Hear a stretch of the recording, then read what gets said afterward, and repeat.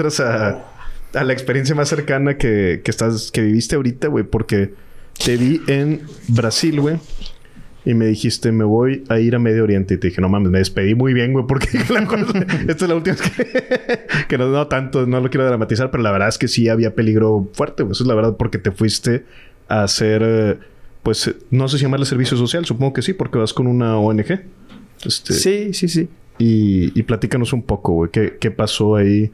¿Cómo fue pues, esta experiencia? ¿En qué te vas primero? Y luego sé que hay cambios, güey, también. Ya. O sea, yo vengo de estar 7 meses en Líbano con refugiados. Sí. O sea, ahí en la frontera de Siria. Pero al principio el proyecto era que yo me iba a ir a Irak. Sí, me acuerdo. Entonces, el año pasado yo empiezo a viajar. O sea, empiezo a ir a muchas oficinas de todo el mundo. Estuve como en 32 países en año y medio. Y una de las oficinas que me toca ir es en Cairo. Entonces, yo subí un Insta Story en Cairo. Y uno de los chavos con el que había trabajado para el supermercado me dice, hey, yo estoy en Cairo. Ajá. Y ya random. Y me dijo... ¿De los de la historia que nos acabas de contar? Sí. Okay. Entonces, yo había trabajado con él en ese modelo y le gustó y trabajamos muy bien en equipo. Él me dice, estoy en Cairo, vamos a cenar. Y bueno, fuimos a cenar. Y me dice, oye, yo estoy trabajando para una ONG que ha detectado en campos de refugiados en Irak mucho abuso sexual a niños. Okay. Tanto de trata como de abducción, como de... Y bueno, niños y niñas. Entonces me dice... Queremos ver si tú puedes ayudarnos a hacer un modelo que ayude a predecir que ocurra. O sea, un crimen de índole sexual con niños. Entonces él me empieza a platicar y yo en mi mente estoy como que, pues, ¿qué puedes hacer? ¿No? Entonces empiezo a pensar, bueno, una regresión logística donde empiezo a meter estos factores, no sé qué. Y le digo, oye, ¿qué datos tienes? O sea, ¿qué información puedo jugar? Y me dice, no tenemos nada. Sí, no, hay que... De cero. Es cabrón, güey. O sea, necesito miles de datos para empezar a hacer algo que... Porque... Bueno, entonces empezamos a hablar y me dice... Y él al final me cuenta la historia de 2 niños que fueron abusados sexualmente, ¿no? Y fue súper duro. Y le dije, mira, no sé si puedo hacer algo, pero cuenta conmigo. Yo te ayudo. Yo seguía trabajando, pero tenía como un side project en el que empecé a trabajar. Entonces, él me dice... Bueno, yo le hago la pregunta, ¿cómo sabes que hay abuso sexual? O sea, hay un reporte en un lugar donde esto se... Y me dice, no, es que lo escuchamos. O sea, la gente ahí en el campo nos dice. Entonces yo empiezo a leer la literatura y empiezo a ver cómo detectas o cuáles son las señales. Y una que era muy común, que es transcultura y transedad, es que cuando los niños se sienten muy... han sido víctimas de abuso sexual, una de las cosas que hacen es que te quieres hacer menos atractivo. Entonces... se empiezan a poner orina o popó en el cuerpo para oler feo o ser desagradable y que tú ya no quieras tocarme, ¿no? Entonces, es efectivo porque entonces soy muy desagradable para la persona, pero el precio que pagas es que eres desagradable para todos. Entonces, ya no tienes amigos, ya no puedes ir a la escuela, ya no puedes entrar a la mezquita o a donde sea. Entonces, realmente te empiezas a aislar cada vez más y tu desarrollo emocional y social claro, debe estar... No, está fuertísimo. Es muy fuerte eso que acabas de decir. Entonces... Inconscientemente tiene mucho trasfondo eso, güey. Claro. Que haga eso la víctima habla como... De una repulsión consigo mismo, güey, en donde es... Y el mecanismo... O sea, el mecanismo psicológico intelectual que llega a tener la idea de esa estrategia es bien profundo, güey. Sí. Porque habla de entender la apreciación, qué es lo que yo tengo de valor, cómo lo cancelo. O sea, hay mucho que juega detrás de cómo llegas a esa estrategia. Que a lo mejor no lo enuncias, pero sí pasó de forma abstracta. Pasa en todo el mundo. Pasa en las cárceles, pasa en... Y que también depende en la etapa en la que esté... define N cantidad de cosas. Por ejemplo, la orientación sexual, güey. Los abusados por sacerdotes, en muchos casos, en muchas ocasiones, a cierta edad, en un futuro, batallan para lo que platicábamos, romper ese triángulo edípico y la orientación sexual, por lo mismo que sienten una culpa, es trastocada. Es trastocada. O sea, no digo que se cambie, pero es trastocada. Pero bueno, qué loco eso que mencionaste. Sí me puso la piel de gallina, Carlos. Entonces... Entonces yo leo eso. Yo le dije, oye, quiero que vayas a las escuelas y a las mezquitas y a instituciones que tengas como enseñanza y dime si los maestros te pueden decir si han habido niños con estas características. Entonces yo busqué en la Asociación Americana de Psicología cuáles eran las señales más claras. Esa es una muy obvia, pero hay otras. Entonces él va con su gente y empieza a ir al campo y empieza a sacar números. Y entonces yo me acuerdo que él me manda un mapa del... Porque estamos hablando de un campo de refugiados de 100 y tantos mil personas. O sea, no es un campamentito. No mames, güey. Es una ciudad. Pues es que es una ciudad en crisis, Es Allende, güey. Es entonces, una ciudad o más grande. Entonces, lo que yo hice fue dibujé un mapa, lo pongo en cuadrícula y en base a los números yo empiezo a pintar zonas rojas, verdes y amarillas. Yeah. Entonces, empiezo a ver dónde son las áreas de más peligro y de menos peligro. Entonces, habían unas áreas predominantemente verdes donde no han habido reportes de ese tipo. Ahora, claro que estás trabajando con muchos supuestos no hay data, proxies, pero esto es la única información que tengo. Sí, aquí la estoy... Es lo mejor que se puede hacer con es la mejor data que tenemos hasta el momento. Ajá.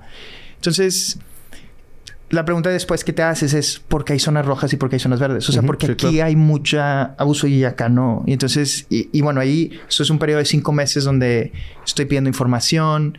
Él tenía gente que trabajaba para él que bueno, eran entre kurdos, iraquíes. Entonces tienes el problema de idioma, tienes el problema de que no entiendes, o a veces les pedías cosas y no te las mandaban.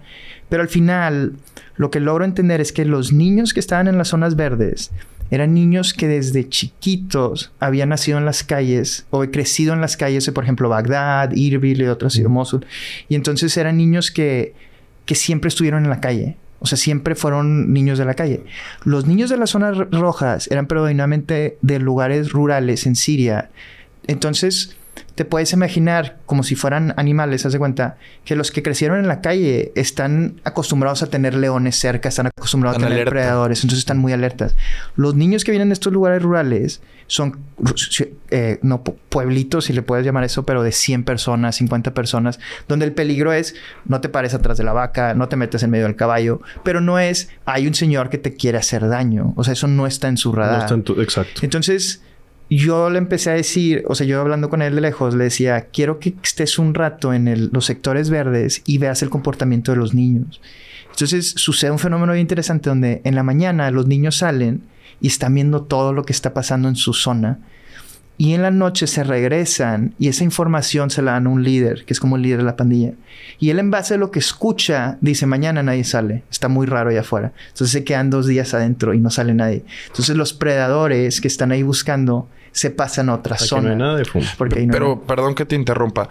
¿Cuál fue tu primer criterio para sectorizar zonas verdes y rojas? ¿Nada más la incidencia de que aquí se estaba dando mucho? ¿O cómo das con esa primera colorida del mapa? Primero hice uno muy típico que era, o sea, cuadrícula. O sea, como si vieras Monterrey. Pero es más complicado que eso porque... Bueno, es que tienes por ejemplo, los sunnis. Tienes los shias. O sea, en musulmán, la división. Y luego aparte tienes... pues los kurdos que vienen de acá. Y luego tienes los que escaparon de ISIS. Y entonces yo iba creando un mapas uno sobre otro. Y luego, bueno, más o menos estado económico. Entonces yo lo que hacía, le decía... En esta área, ¿cuánto dinero gana la gente? Pero hay una parte bien difícil porque la gente te miente porque piensan que le vas a ayudar. Es decir, si yo voy y la familia me dice, ganamos $10 al mes. No le vas a ayudar. La ONU es más probable que le dé un apoyo social que si me dice que gano 50. Entonces, todos te mienten en la información. Entonces, todo el estado económico está bajo. En ese indicador. Uno de mis programas favoritos recientes es el de Chernobyl, de HBO. Sí vi, güey. Está muy loco, muy buena serie. Y la escena que se ganó para mí de parte de Data Science es... Hay una escena donde ya explotó el reactor. Están en la mesa ahí con Gorbachev, creo. Y él dice el general de que ya me reportaron que son 40 Röntgens. Es como 3, ¿cómo se llama? Rayos X, no hay peligro. Y el científico le dice... Lo que me preocupa del 40 Röntgen... Es, para empezar, no son 3 rayos X, son más. Pero dijo, es que eso es la máxima medida que alcanza a leer una máquina que ellos tienen. Entonces, reporta 40, pero el aparato es lo máximo que reporta. Claro. Entonces, hay a veces te habla que tú puedes tener datos, pero necesitas entender el problema y necesitas entender la medición. Porque si no, tú vas a hacer acciones en base de... Qué loco eso. ¿no? Entonces... Está chido. No he visto la serie. Pero... Sí, esa escena está... Aburridona, pero bueno. Pero sí, como contemplativa. Y aparte como que está en una sepia, güey. Como que si sientes que estás en esa época. Está muy loca la serie, güey. Entonces... Cruda.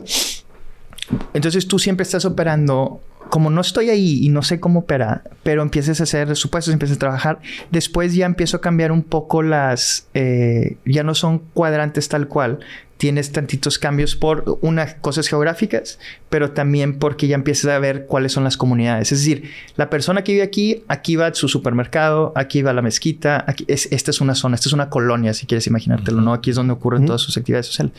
Y entonces, lo que empezamos en el proyecto es que los niños sirios los mandábamos con los de Irak y ellos los empezaron a entrenar. Entonces el niño salía y estaba todo tonto y le metía un zape y le decía, pon atención de que acaba de pasar algo importante.